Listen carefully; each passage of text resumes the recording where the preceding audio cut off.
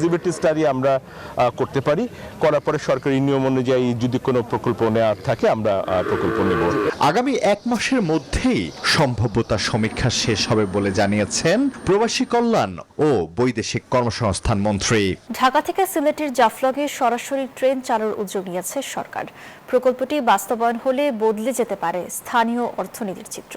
কমবে পর্যটকদের ভ্রমণ ভোগান্তি ও খরচ। এমন উদ্যোগকে স্বাগত জানিয়ে দ্রুত বাস্তবায়নের আহ্বান পর্যটক ও স্থানীয়দের। সেলিম হাসানের ক্যামেরায় নাজাত আহমেদ প্রকাশের তথ্যচিত্রে ডেস্ক রিপোর্ট। প্রাকৃতিক সৌন্দর্যের এক অপার লীলাভূমি সিলেটের জাফলং। দেশের অন্যতম প্রধান এই পর্যটন কেন্দ্রের সৌন্দর্য উপভোগ করতে প্রতিদিনই ভিড় করেন হাজারো পর্যটক। তবে যোগাযোগের দুরবস্থায় অনেকটাই ফিকে হয়ে যায় তাদের ভ্রমণ আনন্দ। এমন অবস্থায় জাফলংয়ে রেল সেবা চালুর উদ্যোগ নিয়েছে সরকার। প্রকল্পের বাস্তবতা যাচাইয়ে প্রকল্প এলাকা পরিদর্শন করেছেন প্রবাসী কল্যাণ ও বৈদেশিক কর্মসংস্থান মন্ত্রী এবং রেলওয়ে কর্মকর্তারা। বসুন্ধরা টিস্যু, অশুদ্ধতার বিরুদ্ধে এক বিন্দুও ছাড় নয়।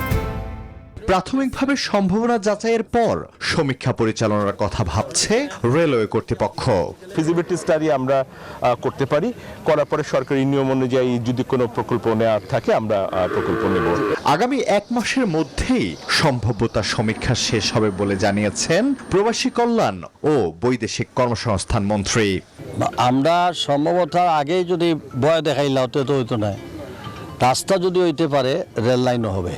এদিকে সমীক্ষা প্রতিবেদন হাতে পেলেই পরবর্তী কার্যক্রম শুরু হবে বলে জানিয়েছে জেলা প্রশাসন। প্রাথমিকভাবে চিন্তা আছে যে সিলেট থেকে হয়তো জৈন্তাপুর হয়ে জাফলং অথবা সরাসরি জাফলং, এটা সবকিছু ফিজিবিলিটি স্টাডি করার পরে এটা পর্যালোচনা করা হবে। প্রস্তাবিত এই প্রকল্পে তৈরি হচ্ছে নতুন সম্ভাবনা, যা পর্যটক ও কর্মসংস্থানের নতুন সুযোগ তৈরি করবে, এমনটাই প্রত্যাশা সংশ্লিষ্টদের।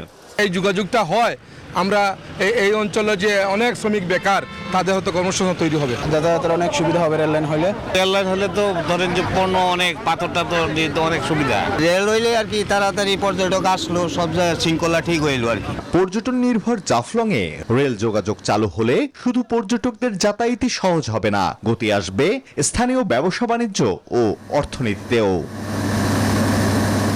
Desk report, news 24।